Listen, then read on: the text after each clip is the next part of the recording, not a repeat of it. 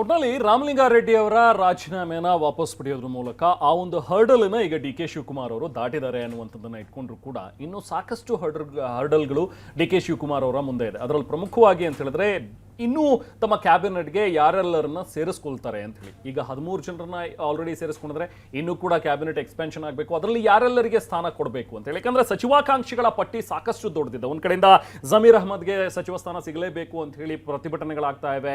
ಜಮೀರ್ ಅಹ್ಮದ್ ಅವ್ರಿಗೆ ಬೇಕು ಅಂತಾನೆ ಕ್ಯಾಬಿನೆಟ್ನಲ್ಲಿ ಸ್ಥಾನ ತಪ್ಪಿಸೋದಕ್ಕೆ ಹುನ್ನಾರಗಳು ನಡೀತಾ ಇವೆ ಅನ್ನುವಂಥದ್ರ ಬಗ್ಗೆ ಒಂದಷ್ಟು ಆರೋಪಗಳು ಕೇಳಿ ಬರ್ತಾ ಇವೆ. ಜೊತೆಗೆ ಒಂದ್ ಕಡೆಯಿಂದ ಲಕ್ಷ್ಮಣ ಸವದಿ ಅವರು ಹೇಳ್ತಾ ಇದ್ದಾರೆ, ಹೌದು ಲಾಸ್ಟ್ ಟೈಮ್ ಕೂಡ ಸಿದ್ದರಾಮಯ್ಯ ಅವರು ಹೇಳಿದ್ರು, ಡಿ ಕೆ ಶಿವಕುಮಾರ್ ಅವರು ಕೂಡ ಹೇಳಿದ್ರು, ವರಿಷ್ಠರು ಕೂಡ ಹೇಳಿದ್ರು ನನಗೂ ಸ್ಥಾನ ಸಿಗುತ್ತೆ ಅನ್ನುವಂಥದ್ದು ನಿರೀಕ್ಷೆಯಲ್ಲಿ ನಾನು ಇದ್ದೀನಿ ಅನ್ನುವಂಥದ್ದನ್ನ ಸೌದಿ ಅವರು ಹೇಳಿದ್ರೆ, ಇನ್ನೊಂದು ಕಡೆ ತಂಗಡಿಗಿ ಕೂಡ ಕಣ್ಣಿಟ್ಟಿದ್ದಾರೆ, ರಾಘವೇಂದ್ರ ಹಿಟ್ನಾಳ್ ಅವರು ಕಣ್ಣಿಟ್ಟಿದ್ದಾರೆ. ಹೀಗೆ ಸಚಿವಾಕಾಂಕ್ಷಿಗಳ ಪಟ್ಟಿ ಸಾಕಷ್ಟು ದೊಡ್ಡದಾಗಿದೆ. ಸೊ ಈ ಇಷ್ಟು ಜನರಲ್ಲಿ ಯಾರನ್ನ ಕ್ಯಾಬಿನೆಟ್ಗೆ ತಗೊಳ್ತಾರೆ ಅನ್ನುವಂಥದ್ದೇ ಈಗ ದೊಡ್ಡ ಸವಾಲಾಗಿ ಪರಿಣಮಿಸಿದೆ. ಡಿ ಕೆ ಶಿವಕುಮಾರ್ ಹೇಗೆ ಮುಂದೆ ಅಳೆದು ತೂಗಿ ಹೆಜ್ಜೆಯನ್ನು ಇಡ್ತಾರೆ ಅನ್ನುವಂಥದ್ದು ಬಹಳ ಪ್ರಮುಖವಾಗುತ್ತೆ.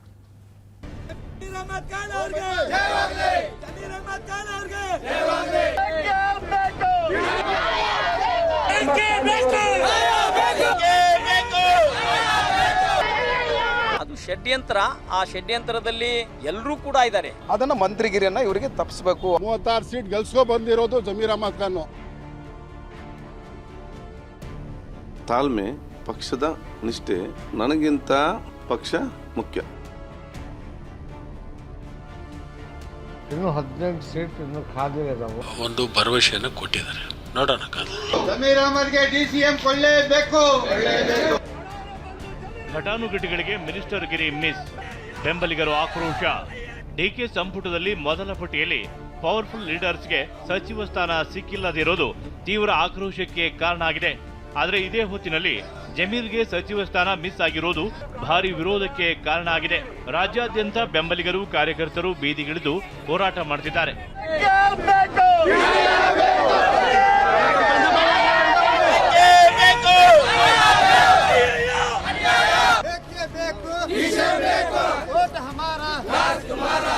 ನಿನ್ನೆಯೂ ಜಿಲ್ಲೆಯಲ್ಲೂ ಜಮೀರ್ ಪರ ಅಭಿಮಾನಿಗಳು ಬೀದಿಗಿಳಿದಿದ್ರು.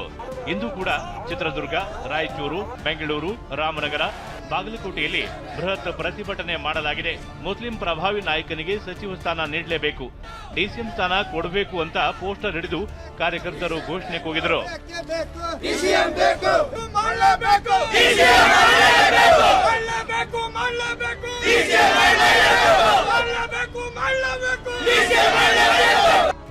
ಬಾಗಲಕೋಟೆಯಲ್ಲಿ ಜಮೀರ್ ಪರ ಪ್ರತಿಭಟನೆ ತೀವ್ರ ಸ್ವರೂಪ ಪಡೆದಿತ್ತು. ಜಮೀರ್ ಆಡಿಯೋ ವೈರಲ್ ಹಿಂದೆ ನಮ್ಮವರದ್ದು ಹುನ್ನಾರ, ಷಡ್ಯಂತ್ರ ಇದೆ ಅಂತ ಬೆಂಬಲಿಗರು ಗಂಭೀರ ಆರೋಪ ಮಾಡಿದರು. ಅದು ಷಡ್ಯಂತ್ರ. ಆ ಷಡ್ಯಂತ್ರದಲ್ಲಿ ಎಲ್ಲರೂ ಕೂಡ ಇದ್ದಾರೆ, ನಮ್ಮವರು ಇದ್ದಾರೆ, ಹೊರಗಿನವರು ಕೂಡ ಇದ್ದಾರೆ. ಅದು ಒಂದು ಷಡ್ಯಂತ್ರದ ಭಾಗ. AI ಸೃಷ್ಟಿ ಆಗಿರ್ತಕ್ಕಂಥ ಒಂದು ಆಡಿಯೋ ಚುನಾವಣೆ ಆದ ತಕ್ಷಣ ಮಾಡಬೇಕಾಗಿತ್ತು. ಅವ್ರು ಗಂಡಸರಿದ್ರೆ ಅವಾಗೇ ಮಾಡಬೇಕಾಗಿತ್ತು. ಅವ್ರು ಹೇಳಿದ್ರು, ನನ್ನ ವಿರುದ್ಧ ಏನಾದರೂ ಸಾಕ್ಷಿ ಇದ್ರೆ ಕೊಡ್ರಿ ಅಂತ ಹೇಳಿದಾಗ ಆ ವಿಡಿಯೋ ಹೊರಗೆ ಬರಲಿಲ್ಲ. ಇವತ್ತು ನಾಳೆ ಅವರಿಗೆ ಮಂತ್ರಿ ಸ್ಥಾನ ಕೊಡ್ತಾರೆ, ಉಪಮುಖ್ಯಮಂತ್ರಿ ಸ್ಥಾನವನ್ನು ಕೊಡ್ತಾರೆ ಅನ್ನುವಂಥ ಸಂದರ್ಭದಲ್ಲಿ ಆ ಆಡಿಯೋವನ್ನು ಮಾಧ್ಯಮಕ್ಕೆ ಕೊಟ್ಟು ವೈರಲ್ ಮಾಡಿ ಅವರನ್ನ ಆ ಸ್ಥಾನದಿಂದ ವಂಚಿತರನ್ನಾಗಿಸುವಂತ ಒಂದು ಹುನ್ನಾರ ನಡೆದಿದೆ. ಕ್ಯಾಬಿನೆಟ್ ಲಿಸ್ಟ್ ರಿಲೀಸ್ ಹೊತ್ತಿನಲ್ಲೇ ಯಾಕೆ ಆಡಿಯೋ ವೈರಲ್ ಮಾಡಿದ್ರು ಅಂತ ಚಿತ್ರದುರ್ಗದಲ್ಲಿ ಬೆಂಬಲಿಗರು ಪ್ರಶ್ನಿಸಿದರು. ಏಪ್ರಿಲ್ 10ನೇ ತಾರೀಕಿಂದ ಇವರು ವೈರಲ್ ಮಾಡ್ಬೋದಾಗಿತ್ತಲ್ಲ, 2ನೇ ತಾರೀಕಿಗೆ ಮಾಡಿದಾರೆ ಅಂದ್ರೆ ಅದಕ್ಕೆ ಕಾರಣ ಏನು?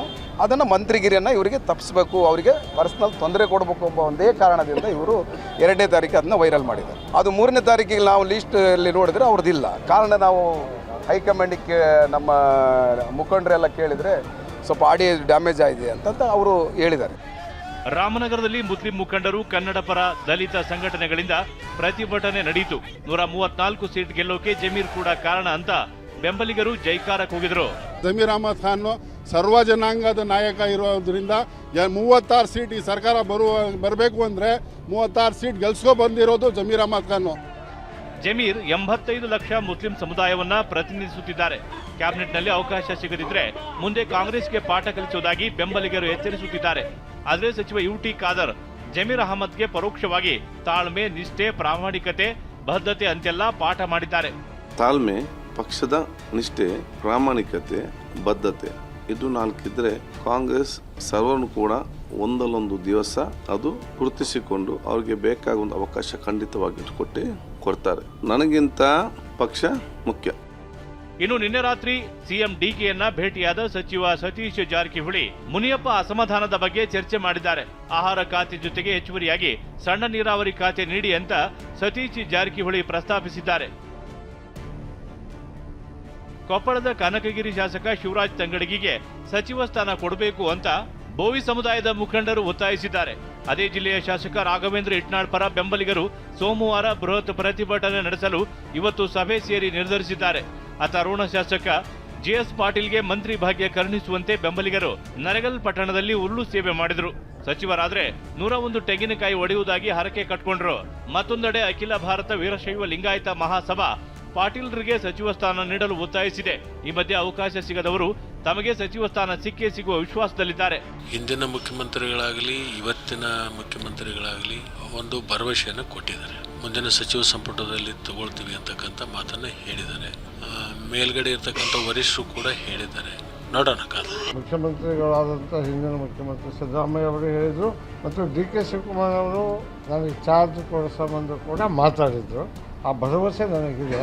ಇನ್ನೂ 18 ಸೀಟ್ ಇನ್ನೂ ಖಾಲಿ ಇದಾವೆ. ಸಚಿವ ಸಂಪುಟ ಮತ್ತೆ ವಿಸ್ತರಣೆ ಆಗುವ ಸಂದರ್ಭದಲ್ಲಿ ಅವಕಾಶ ಮಾಡ್ತಾರೆ. ಅದೆಲ್ಲ ಗಮನದಲ್ಲಿದೆ ಹೈಕಮಾಂಡಲ್ಲಿ. ಅದು ಖಂಡಿತವಾಗ್ಲೂ ಮುಂದಿನ ದಿನದಲ್ಲಿ ಇವತ್ತು ಪಕ್ಷ ನಿಷ್ಠೆ ಜೊತೆಗೆ ಇವತ್ತು ಕ್ಲೀನ್ ಇಮೇಜು ಚೆನ್ನಾಗಿ ಇವತ್ತು ಇರ್ತಕ್ಕಂಥದ್ದು ಎಲ್ಲ ಗಮನದಲ್ಲಿ ಸರ್ವೆ ಇಟ್ಕೊಂಡು ಕೂಡ ಎಲ್ಲದು ಮಾಡ್ತಾ ಇದ್ದಾರೆ. ಕೆಲವರು ಸಮುದಾಯದ ಮುಖಂಡರನ್ನ ಮುಂದೆ ಬಿಟ್ಟು ಹೈಕಮಾಂಡ್ ಮೇಲೆ ಒತ್ತಡ ಹೇರ್ತಿದ್ದಾರೆ. 2ನೇ ಪಟ್ಟಿಯಲ್ಲಿ ಸಚಿವ ಸ್ಥಾನ ಸಿಗೋ ನಿರೀಕ್ಷೆಯಲ್ಲಿ ಘಟಾನುಘಟಿ ಶಾಸಕರು ಇದ್ದಾರೆ. ಡಿಕೆ ಸಂಪುಟ ಸೇರುವಿಕೆ ಕಾತರದಿಂದ ಕಾಯ್ತಿದ್ದಾರೆ. Bureau report TV9.